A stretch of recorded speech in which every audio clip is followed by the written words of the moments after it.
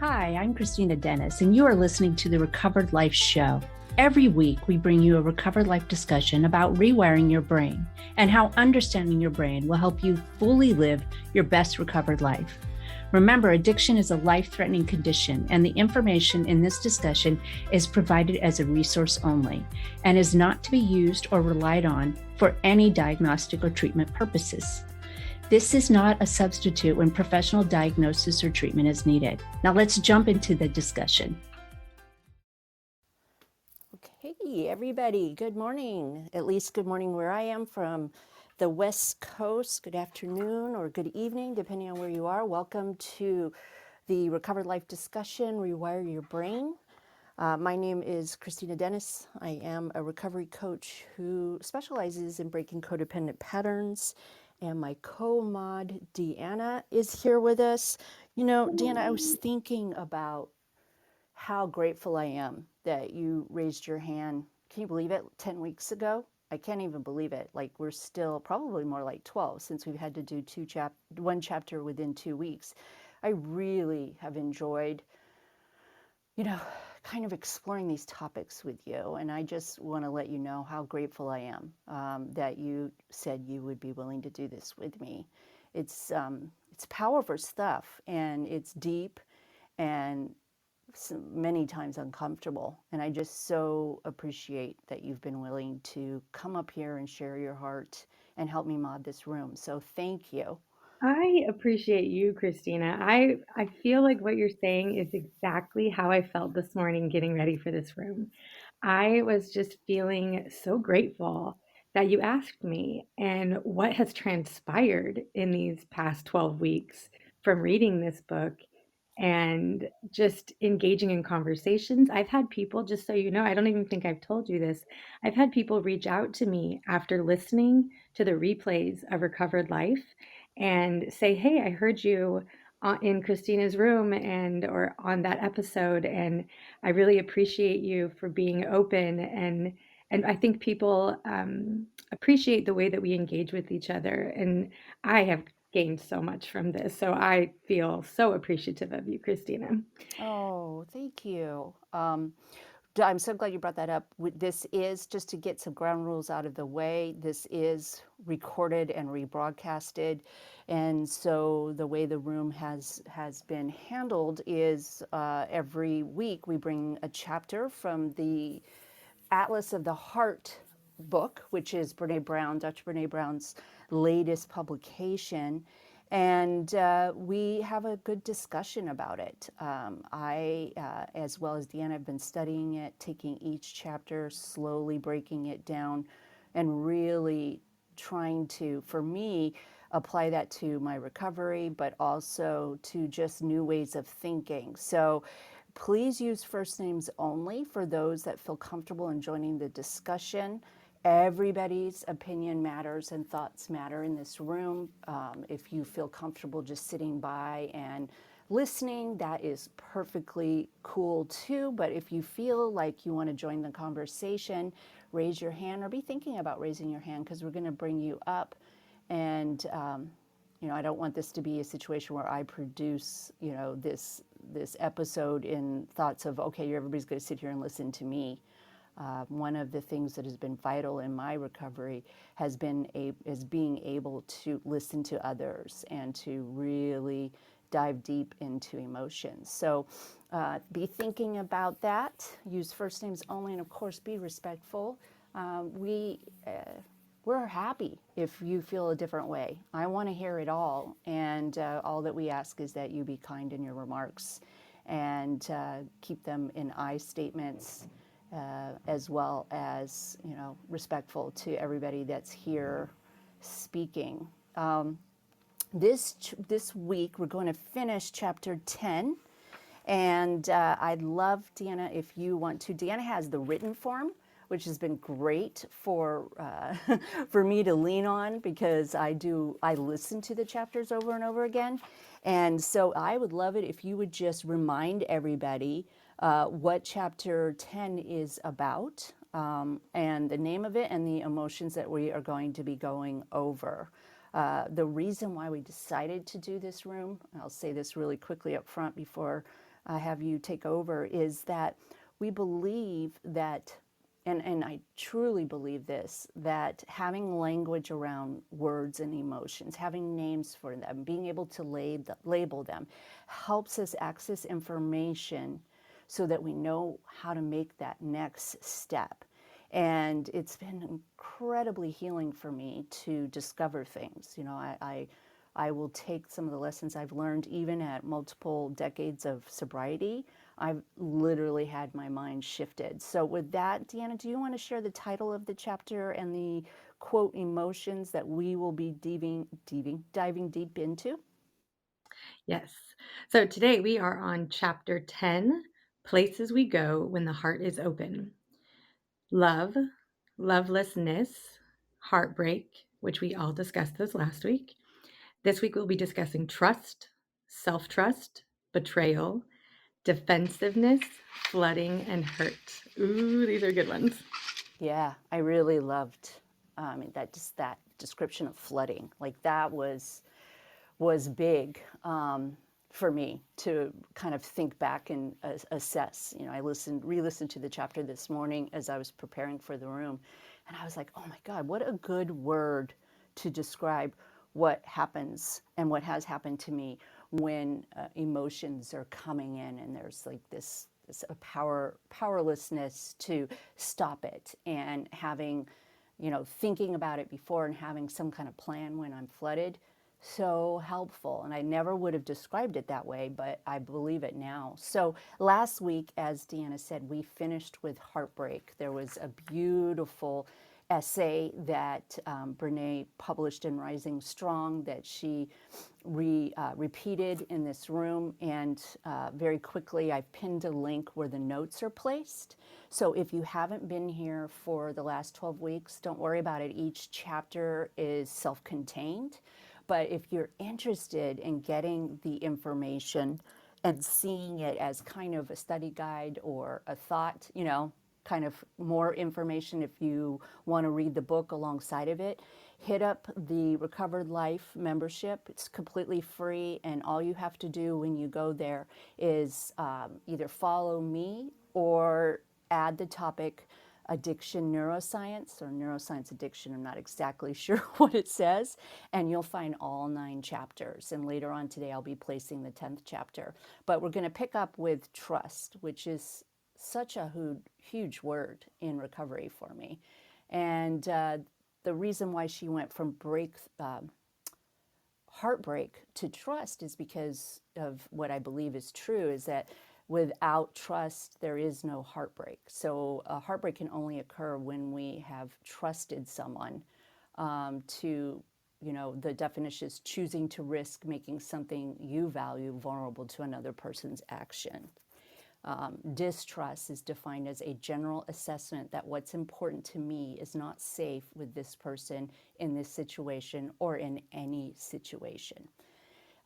Moving forward, the data suggests that trust is more of a cognitive assessment than an emotion, which I thought was helpful because I hear it and I know it because I felt it. It was my experience that I was not trusting of others. In fact, when I first got sober, I was not trustworthy. And so moving forward, understanding that when we choose to trust somebody or not trust somebody, we can have more of a cognitive assessment around it rather than it's just a feeling. Trust is more of a cognitive assessment than an emotion, but as we all know, conversations about trust can bring up a lot of emotions, especially defensiveness. And with that, I want to turn it over to Deanna and get your reactions. And also, this is the time for people to come up if they're interested. If you have a bad connection, we'll move quickly on to the next person and check back with you. But I want to let everybody know that your opinion matters. So, Deanna, what is your thoughts about the word trust? Thank you, Christina. Trust, making something you value vulnerable to someone else's actions is what I wrote. And For me, I thought until you spoke, I thought my thinking on trust this week was very shallow in Mm. what is coming to my mind. But now I realize it's not so shallow, it's more cognitive. Mm-hmm. With that, I'm learning to drive again. It's been 16 years and I got my Woohoo! driver's permit. Yay for me.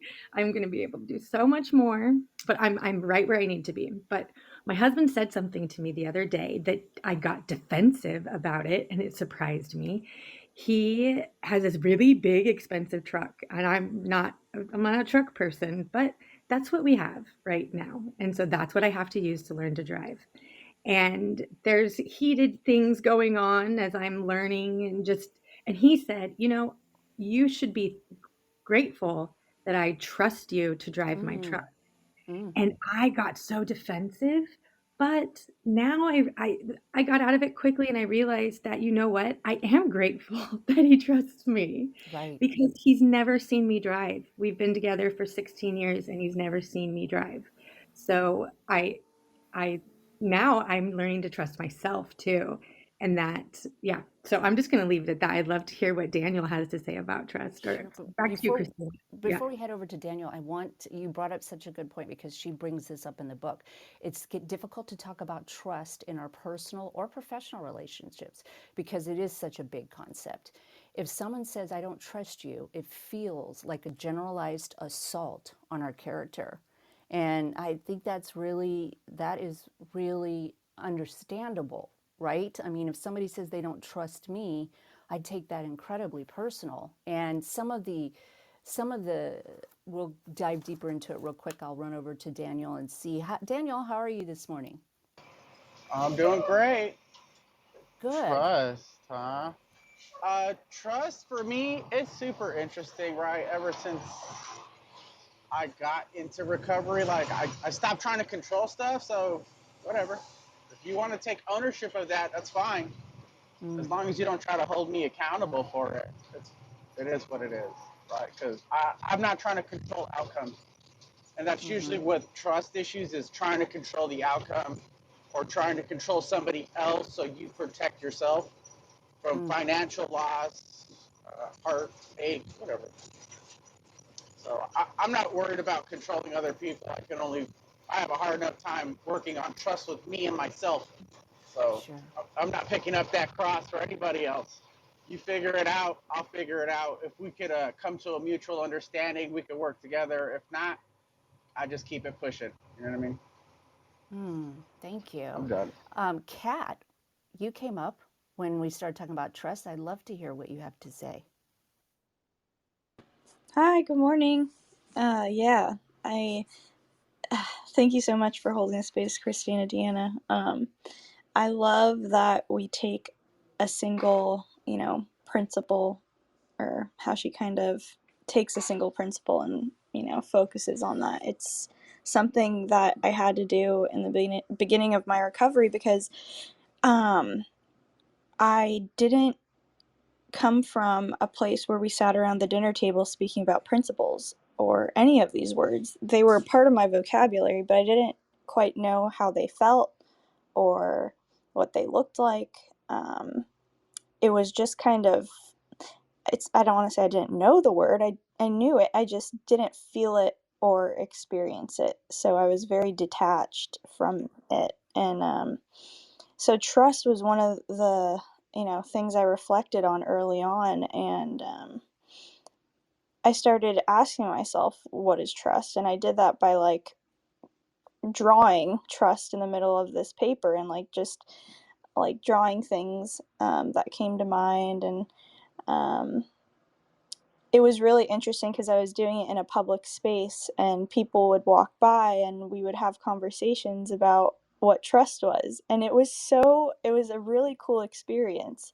Um, and, I've really gotten to uh, grow with that word. So for me, like, trust is something that I gave away very easily, and didn't know how to place my trust. You know, or I could swing back and forth like most alcoholics. I'm either like on one end of the extreme, and finding that middle was difficult. What I've learned is um, I tend to trust people until they show me otherwise these days. And, you know, unless I have visual and solid proof of why someone shouldn't have my trust, you know, that it's all in the action for me today. And, you know, I just got out of a 4-year relationship. And the thing is, like, we both came from alcoholic families, and we didn't know what trust looked like. You know, that wasn't something we had discussed. So it's a foundational thing. It's something that things can grow from. And, you know, it's really important. And I think it really does start with trusting yourself to make good decisions, knowing who and what you are. Beautiful, beautiful word. I used to be very scared of it. Because of things that happened in my childhood. But once you kind of move past that and get more perspective, it doesn't hurt as much when your trust is broken, because you understand the humanness of, you know, of trust. Anyways, I'm going to wrap it up. There's others on stage, so thank you. Thank you, Kat. Before we move forward to Kathy, Pete, and Alice, because I think that this will just add to your response, I've asked Deanna to read the acronym that Brene Brown suggests make up the elements of trust, because I think this is a perfect time to insert that, and it kind of gives a little more layered understanding of what really trust is, and what has to happen before we can trust somebody. Kat brought that up beautifully. Deanna? Yeah, thanks for bringing that up, Kat. And I love that we're going to sneak this in. So everybody hold on to your trust thoughts. This is talking about self-trust, and this is the acronym that she uses called BRAVING. B stands for, did I respect my own boundaries? Was I clear about what's okay and what's not okay? R, was I reliable? Did I do what I said I was going to do? A, did I hold myself accountable? V, did I respect the vault and share appropriately? I, did I act from my integrity?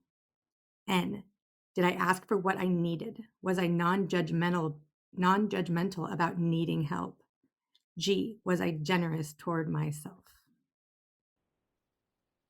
It's so good. You know, it can be used with ourselves, because, Kat, you hit it on the head. Until we have some self-trust, it's going to be incredibly difficult to do that within relationships. I mean, I thought this acronym was a great, you know, accumulation of all the things that make up braving. You know, boundaries, are they respected? Reliability, you know, does the person say what they'll do and do what they say? Accountability, you own your mistakes, you apologize and make amends. I mean, it's so good to keep that, because until I listened to this, I don't know how much I had spent, how much time I had spent, or really thought of why is it that I don't trust this person, you know, and they've had a violation in one of these areas, or who have consistently shown me a violation. You know, Vault, I've heard many interviews with her where she talks about, you know, that person who shares other people's secrets, and really taking that into account, that if they're sharing other people's secrets, they're probably sharing your secrets. And then I love that she finishes it off with generosity, because obviously, you know, I've misstepped. And am I looking at this from a generous spirit, not only to myself? You know, it says you extend the most generous interpretation possible to the intentions, words, and actions of others. And I've definitely been wrong sometimes, where I felt that somebody, you know, shared or did something that made me lose my trust for them, and then found out, oh no, they were coming from it from a totally different perspective, or they really didn't know, you know, they really didn't think about it the same way that I thought about it. And perhaps that was a situation where I hadn't placed my boundaries very clearly, or I hadn't communicated them. So I'd love to move on to Kathy. Kathy, what are you thinking about trust and all of this info and new data that we have? I trust in the fact I hate going after cat. That's not going to change. Always a great share. And the word foundational really struck me in that, because it is uh, it is a cornerstone in a relation. It's a cornerstone with our relationship with ourselves. I mean, I back myself in 99% of situations. Do I trust myself? My codependency work would tell me no. I'm not there to trust myself yet. I trust in my powers I trust in my powers to sort out my sobriety and a few other things, but I don't trust myself emotionally, um, in any way, shape or form. I'm a long way from that. Yes, from that yet, but yeah, it is a bedrock word. It's a it's a word that carries a lot of weight. Trustee, interest, all of those things. They're important things, and I think the basis of trusting yourself first, because we can trust people. I trust people. I'm the same. I trust them until I'm wrong, and I've got my fingers burnt many times. I've been around the block. Trusted people's intentions, trusted them with money, trusted them with secrets, and yeah, I've been screwed over. Does that mean I don't trust naturally? No, it doesn't, because I don't want to not be that person. I don't want to be. I don't want to treat people. I don't want suspicion to be my default. Um, so yeah, pretty garbled, I think. But thank you for holding the room, and I've loved all the shares so far and this new information about trust. So thank you. I love that you presented that sometimes, you can trust others more than you trust yourself, because I definitely discovered that in my codependency, I had acted untrustworthy toward myself. I had turned that over to other people's responsibilities. So, it was their responsibility to keep me safe. And so it was really hard for me to connect with my gut and believe myself when I felt something. So I love that you brought that up. Pete? Hey guys, I'm Pete. I'm an alcoholic, Hello. grateful to be Happy to sober. have you here. Cool. Yeah, I'm here not to drink today, so I can talk about these really cool topics, so I can better my life and those around me. So, trust for me, I've been doing a lot of thinking about this since I jumped on, and it came down to belief in relationships. What I mean by that is like trust, you think about how you interact with other human beings and other pets, quite frankly, and how do they believe in you? And that's what it comes down to. And literally, do they believe you and what you're saying? Do they believe in your intentions and your goals and your love? And those are all things I didn't have when I was out there, or I thought I did, but it wasn't reciprocated, and it was their fault, right? I was pointing a finger, and three fingers were pointing back at me, and like I didn't learn that until I got sober. And I also learned that trust is earned. And particularly when you mess up as much as I did unintentionally because of my disease, I've learned that wasn't me, it was the disease. It's going to take time for me to gain trust back from those who love me, okay, for the mistakes I made. And I realize that now. And I think more people are believing in me and believing in our relationship, whether that's professionally with my boss, with my wife, with my children, with my little league coaches that I coach with, because it's the little things. I don't show up reeking of booze. I don't drive my children drunk. I don't show up to work hungover or drunk like I did. And I gain trust that way because I'm making the best next decision. So, I'll keep working at earning trust back. And a lot of times I just hand it out for free. I think like Kathy said, like I've been burned too, trusting people. I give them the benefit of the doubt. And unfortunately, I've learned that's not the way life works. You cannot trust everyone. And that's okay, though. It can take time for others to earn your trust too. And yeah, that's a really great topic. Thanks for hosting the space, and I'm really enjoying. I'll listen to it now. Thanks. Oh, Pete, thank you so much for your share. I love that you said to believe in relationships, believe in the relationship. That resonates a lot with me and my cat as well, apparently. And trust is earned. I wrote that down. I real big on my page, and I'm just thinking of something like I'm in a space right now that I want to build those relationships you're talking about. And I never believed, well, let me say this again. I want to earn people's trust. Excuse me. That from an authentic space. So the other day, I found myself, I'm sure I learned this from somebody else.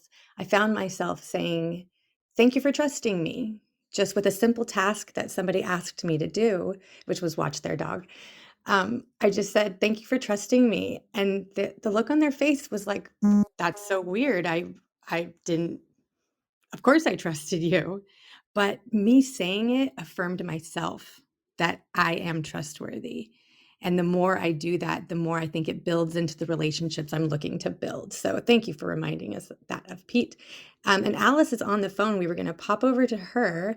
But Ramon, while she is on the phone, if you would like to weigh in on this topic of trust we are talking about, are you available, Ramon?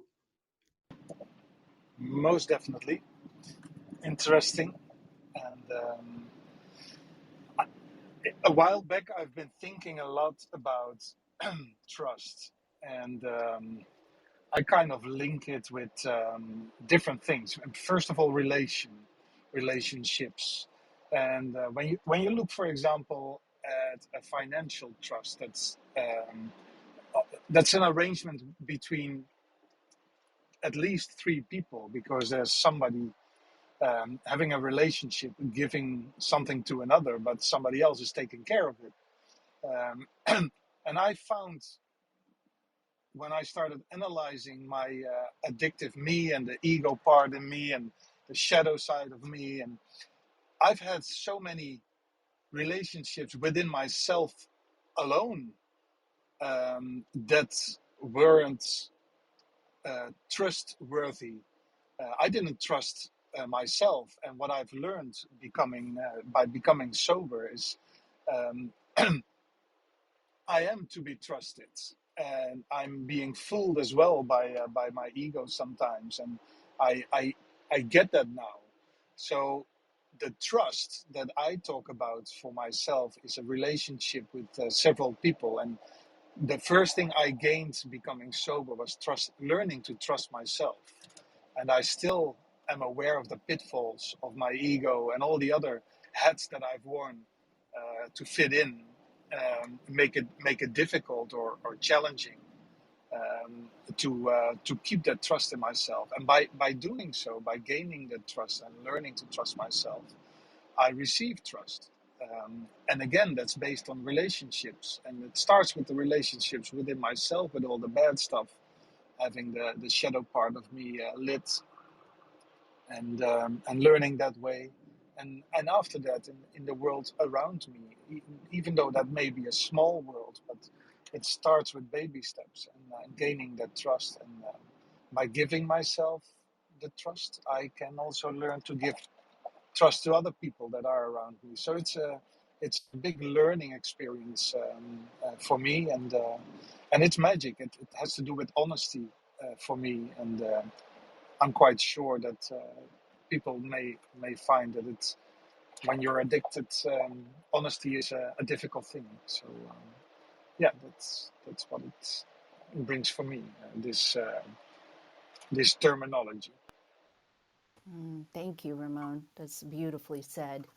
And it's so nice that when we are in recovery, that we have time to look at our actions and to figure out how we really want to relate with other people. You know, who do we want to be? And every time we do an esteemable act, we are contributing to the world and to ourselves. And that's part of the things that I believe we learn in recovery, that these little incidents and the big ones, like the little ones are as important as the big ones. Learning to feed myself when I'm hungry, learning to say no when I need to say no, allowing me to, practice setting boundaries and respecting others at the same time. And it takes time to build trust. And with that, I want to kind of move on to betrayal and defensiveness, because there were some things that showed up when she was sharing it that I had never heard of. Betrayal for there to be betrayal, there would have to have been trust first. I had misquoted originally the heartbreak, but I think it's still an accurate thing.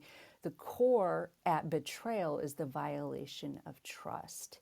And she goes on to share about the shock that happens to us. It's for those of us who've been betrayed, the shock that happens to us and literally feels like the ground is falling out from underneath us. And most of the time, betrayal happens between romantic partners, friends and coworkers, and sometimes family members. And the extramarital affairs, the cheating in a partner, the lying, the betraying, the rejecting or abandoning of a partner constitutes a betrayal, and they can be both sexual, physical, emotional. And she brought up this concept, Deanna, I had never heard of, called betrayal trauma.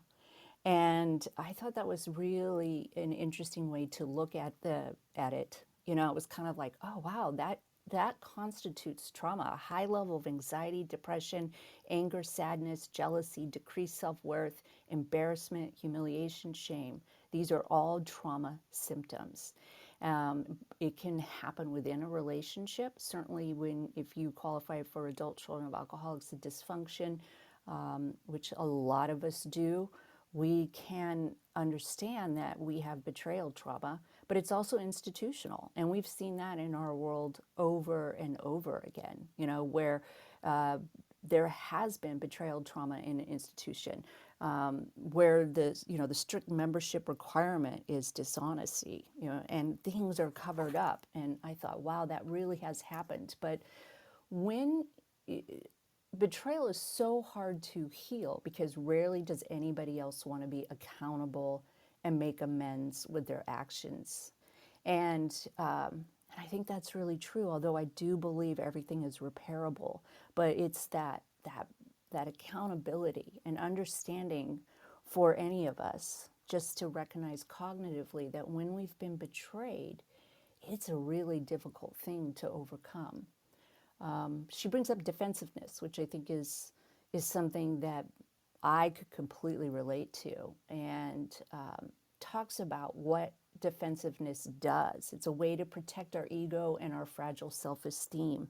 And I thought that was a really good place to kind of get some feedback, Deanna, from you and anybody else on the stage who may want to pop in.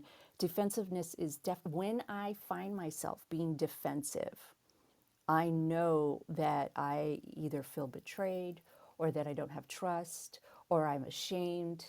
And it's really, really hard for me to promote healing or even obtain healing when I'm in that defensive place. And Deanna, I was curious what you thought when you read the information about defensiveness, because it's certainly something that has plagued my interactions with others and the ability to build trust within relationships.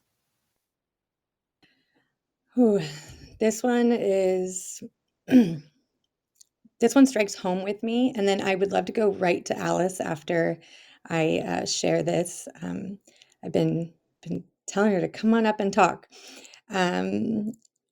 What I wrote for defensiveness is it blocks me from hearing feedback, which in turn blocks me from making meaningful relationships.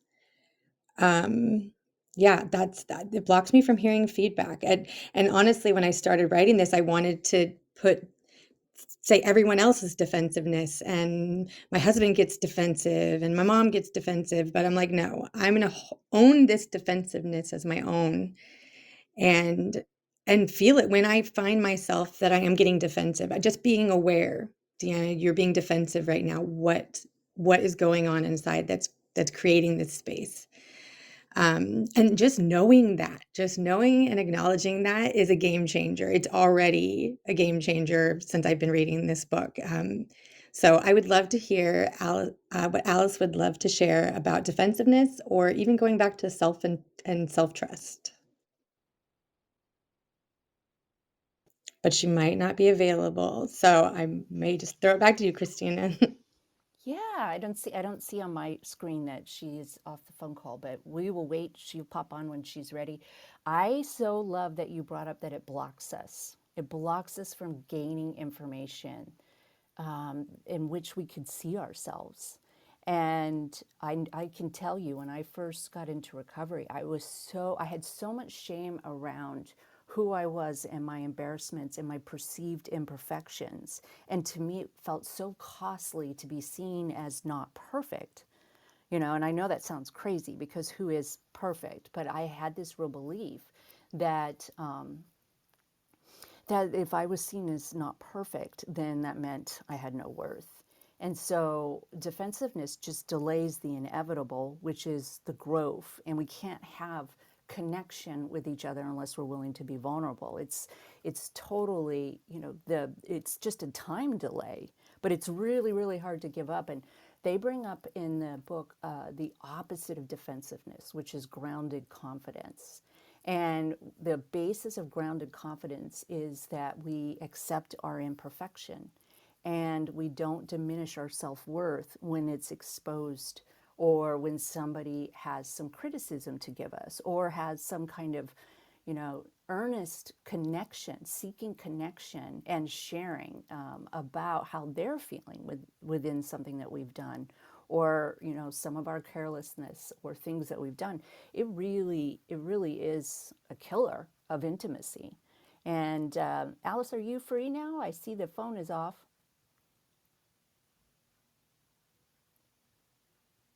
Okay. Well, I am. I'm sorry. I am free. Great. Hi.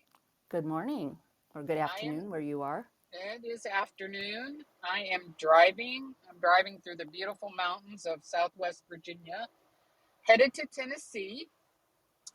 And it's so interesting. I mean, I'm so delighted I'm able to come on, because the last couple of weeks I haven't been able to get on very often. And man, perfect topic. I have had, a huge test in trust this week.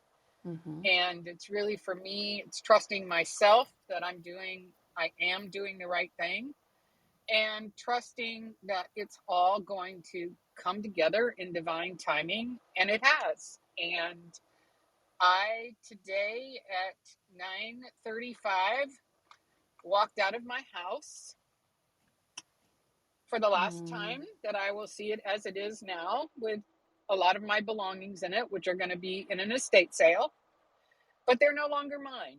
And I am trusting the woman that I've hired to do the estate sale with all of my belongings. And I'm just trusting that it is the right thing. I know it is, but that's such a big word in terms of, I'm trusting that all of this is the right.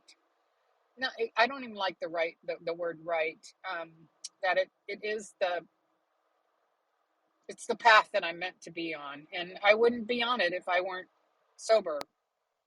And I'm getting very close to my 3 years of sobriety, and I have no doubt that I will make it.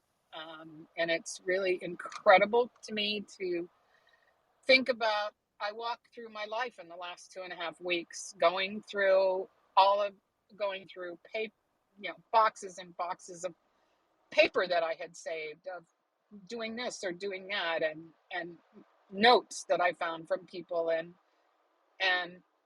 15 boxes of handwritten journals that we're going to have a burn party at her house. She lives on the bay, and she already has a burn pile ready for me. So when I can get back, we're going to have a burn party, because that's not my life anymore. And wow, to be able to do this and to do it completely clear and to trust myself is huge. And in trusting myself, I think someone used the word foundation. It's like I'm building a new foundation. I have built a new foundation for myself. And it's just, what an incredible gift.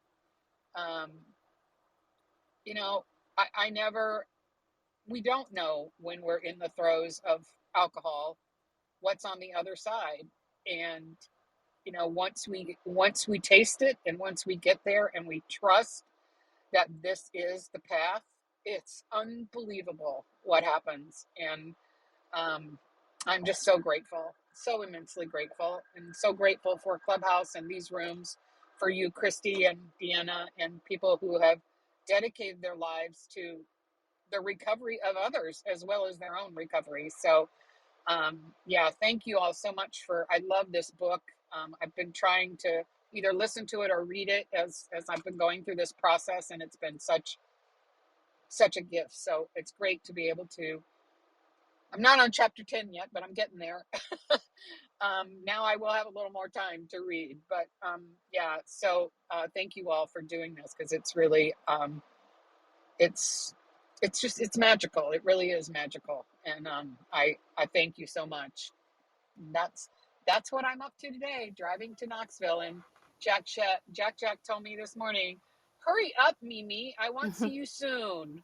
Oh, So I love that. Thank you, Alice. It's been a true honor to watch you walk through this transition. And you're right, we can't do any of this without that first admittance and having physical sobriety. And this, it's an honor. It's an honor to do that with you. It's an honor to watch other people move forward and move things, the whole world opens up when we have physical sobriety or whatever you are recovering from, when we stop delaying and hiding and avoiding.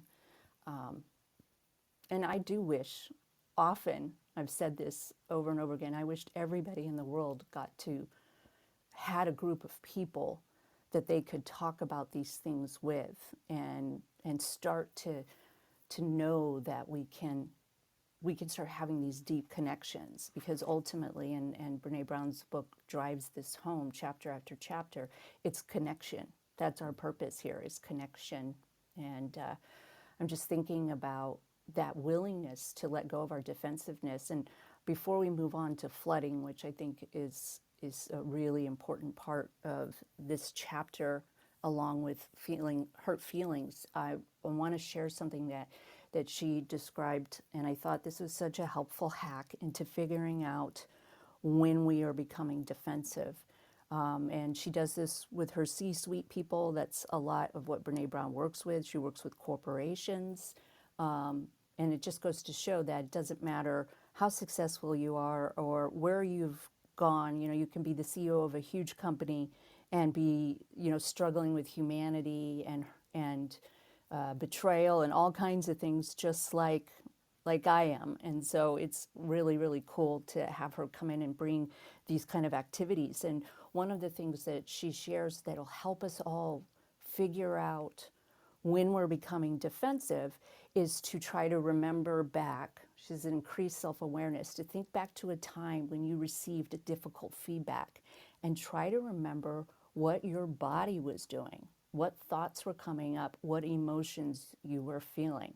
And she shares that it's really hard to think back to times when we were receiving critical feedback and figure out what we were feeling or thinking. But often we can remember how we were physically standing, what our heart rate was doing.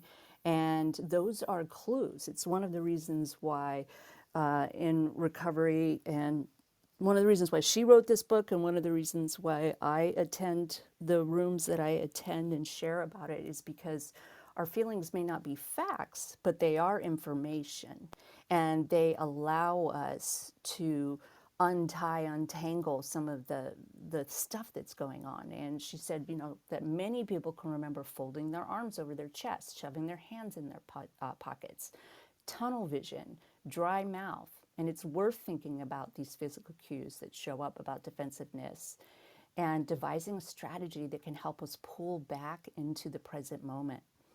And how do you get from defensiveness to openness? And for her physical hack is that when she starts to feel defensive about feedback, she actually opens her palms for her hands. She actually opens them up, and that gives her brain a cue that she needs to stave off defensiveness and receive the feedback so that she can grow. And I thought that's such a cool thing to share with the room, because I think it gives us some power.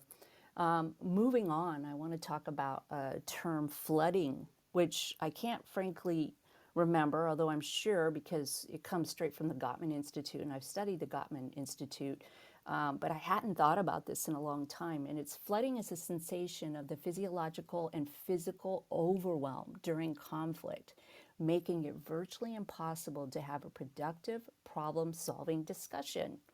And I'd love to hear feedback from everybody about whether they experience flooding. I know I do. I absolutely know that I have in the past, where I really can't think of anything to say. I can't even hear what the person is saying. You know, she was sharing that in her family, when there was an argument, they fought to the death, right? They fought until someone was crying. And when she married her husband, Steve, he had been raised in a different manner. And so when an argument would happen or somebody was unhappy or had hurt feelings, he would want to stick a pin in it and come back. And she realized, you know, that maybe flooding is easier to see in the way he reacts, but she also was dealing with flooding because she would go on the attack. And I really, you know, I thought about what a great word to describe that feeling that we have when we are in conflict. And I'd love to hear what everybody else has to say. Deanna? Oh, this one got me. Flooding. I put a big star next to it because, and then I wrote next to it, reason to take a break. I I get flooded so quickly, and I'd never heard this term before, so I'm so excited to introduce this into my life. So is my husband. Haha. I start to cry. That's what I do. I start to, whether I'll just use an example with my husband and I, just when we get into what I like to think is starting to be a productive conversation about something that we can be doing better for one another or for the day. And then we start to add to it. Oh, well, my feelings were hurt when you said this. Oh, well, last time this, and just starting adding to it. And I become so overwhelmed and I want to fix all of the problems that are coming to my brain all at once, and nothing will get. And then as she says in here, she says, it's like your brain goes on haywire. It gets haywired and it short circuits, and I shut down and I just start crying. And then that's so not fair to the people that are dealing with me in the conversation, because it feels like a tool I'm using, which it is not. It is a coping mechanism I'm using to deal with this flooding. So what I'm going to start doing now is, when I start to feel those tears welling up in me, I know this is the time to take a break. And I've actually already discussed this chapter with my husband so that we could be open about it. So he knows when I'm feeling flooded, I don't want to put this on you or me. So we need to take a break. And I often go and do a 5-minute meditation, which is really, really working for me. So thanks for listening to my TED Talk on flooding. I mean, my Brene Brown talk on flooding. I love to hear what other people have to say. Deanna, you reminded me of my early days with my husband, where the trauma would be touched and I couldn't even operate. And he would get angry because he did feel like it was a tool of manipulation. And, um, and we had to learn this strategy: take a break, come back, take a break, come back. And I think it's that fear of abandonment that would keep me in there. You know, Brene says she thought fighting together seemed less painful than hurting alone. Anybody else want to jump in and respond to this term and this phrase about flooding?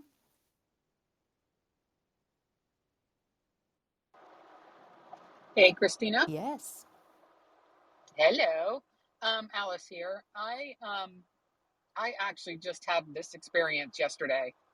Um, when they come in to do an estate sale, you're supposed to get everything out of the house that you don't want to sell. And you can have a designated area on each floor if you want to put things. And of course, there's no way I could get a mover lined up fast enough to take all my stuff I'm taking with me to Tennessee before the estate sale person wanted to come in and start. So she came in yesterday for the first day, and I was upstairs in my bedroom and I was tidying up my last bits. And I understand that I've been at this for 2.5 weeks, 10 to 12 hours a day. I'm absolutely exhausted. I'm emotionally just completely spent because I'm leaving my house of 25 years and my community of 35. And, I've gone through the whole emotional roller coaster of clearing out years and years of stuff. And she walked up to me, and I know she didn't mean it this way. Later, I knew she didn't mean it this way, but she said to me, I thought you were going to have this all done. And I just burst into tears. So I can identify, Deanna, when you say that, because I know part of it was exhaustion, part of it was emotion, had nothing to do with her comment, but it was like a judgment of, why the hell didn't you get this done? And my father showed up in the room immediately, and the cortisol just coursed through my body. And I think that's like the flooding. It's the cortisol and I know that's not healthy for me, and I know it's not good. And the gal who's been working with me, helping me, she just touched my arm, and it was just that human touch. And I looked at her, and she just like looked at me like, it's going to be okay. And I just turned and looked at the woman, and I said, I really didn't need to hear that. And I'm doing the best I can.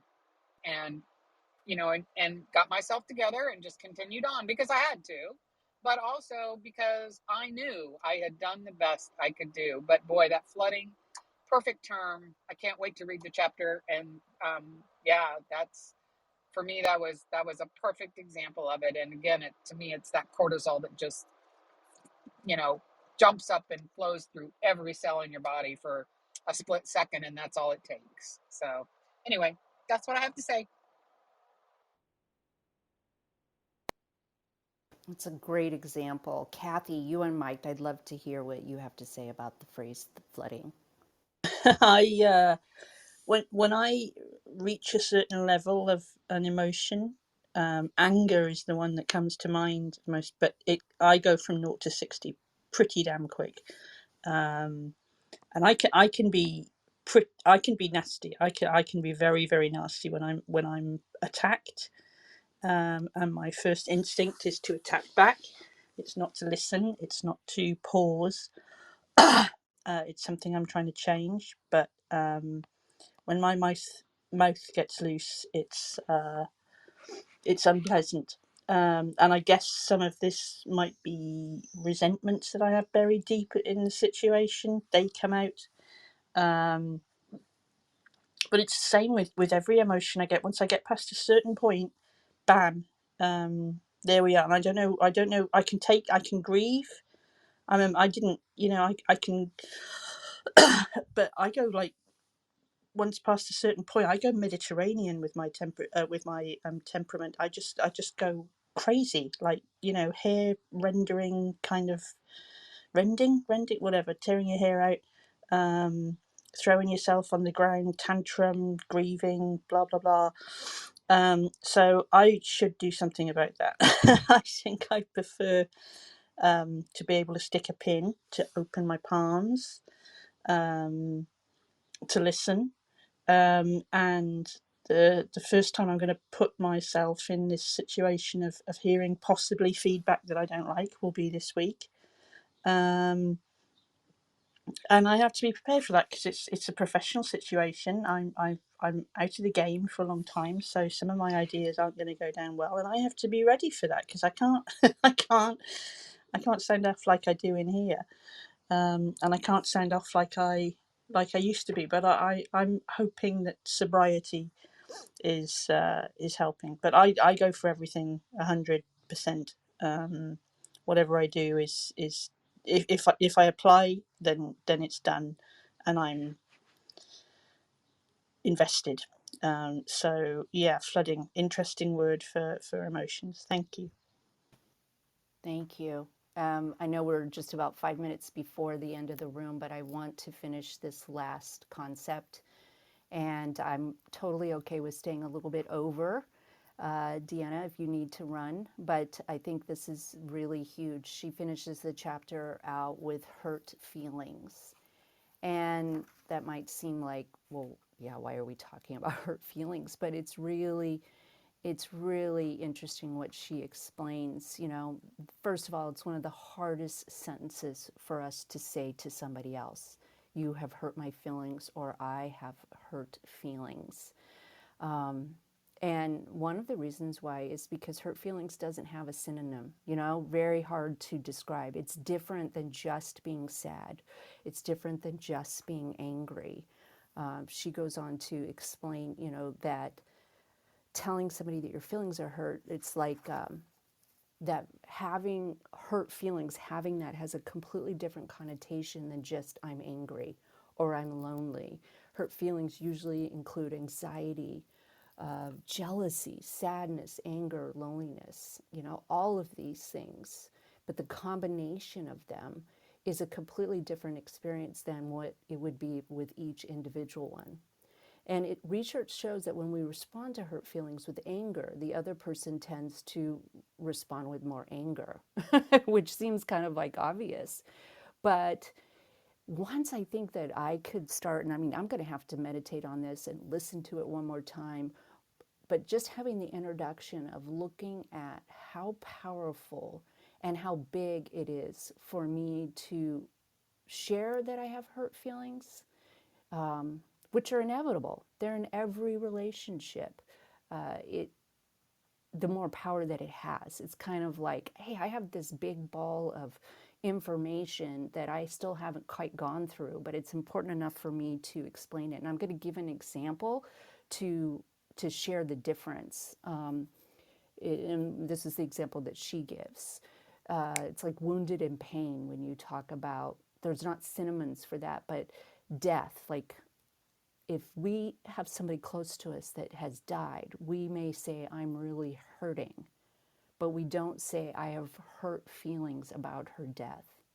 That's the difference between this emotion or whatever you want to call it and how more powerful hurt feelings can be. And I just want to shut up at this point because we've only got probably about 5 more minutes and see how that lands on some of the people that are up here. Did you have that same confusion or response or reaction to her explanation about hurt feelings, Deanna? For me, what came up was, I guess, a kind of joke that I grew up in my family was saying, "Oh, you hurt my feelings." And my dad or somebody would say, "Hurt is a feeling. Your feelings are not hurt." And so I'm processing this information, um, accepting that it's okay to have hurt feelings. And uh, what I what I'm getting from this is that, and what I got from this book was that when someone hurts me, this is a quote from it, is that I have been emotionally wounded and I fear it will happen again. And that's getting out of the fear that it will happen again is how I'm processing the hurt feelings. So that was kind of all over the place, but like I said, No, I'm it's processing it. it's And really I have a poor confusing. connection. Yeah, no, that's it. It is confusing. And it's also, as I'm saying this, it can be even more confusing when I try to identify what other people think of it. So as I'm saying this, I'm like, okay, I'm not going to process what other people's thoughts on this are, just my own right now, so that I can come and have a more clear concept of what it means to me. So that's where I'm at with that. When you shared what your father said, I was thinking about another way to kind of describe this to myself. Like if somebody steps on my big toe, it's my big toe that hurts. But if it steps on all of my toes, then it's everything that hurts. And that's very different. The big toe is the anger. Like I could be angry about something. But if somebody steps on my whole foot, then I don't really know what I feel. Does I love anybody that. else want to weigh in? Well, I just want to say, Christina, I love that analogy you just used about the big toe and the whole foot. That I like that very much. Well, I think it's important for us to kind of leave with the room and think about that phrase and how powerful that is, and sharing it with somebody, and recognizing that when we do have hurt feelings, it is bigger than just one feeling. I so appreciate everybody that came up. I know that this is a conversation that isn't light, And I love that week after week, people come into Recovered Life discussions and are willing to kind of go there with me and with Deanna. And I hope that you all will mark your calendars for tomorrow. We'll be back talking about setting healthy boundaries, which are a big part of developing trust and the cognitive belief of trust and how we can do that, which obviously allows us to connect deeper. Keep the conversation going. Join Recovered Life, a community of like-minded people who are looking to live their best recovered lives. Membership is free, and you can apply at recoveredlife.us.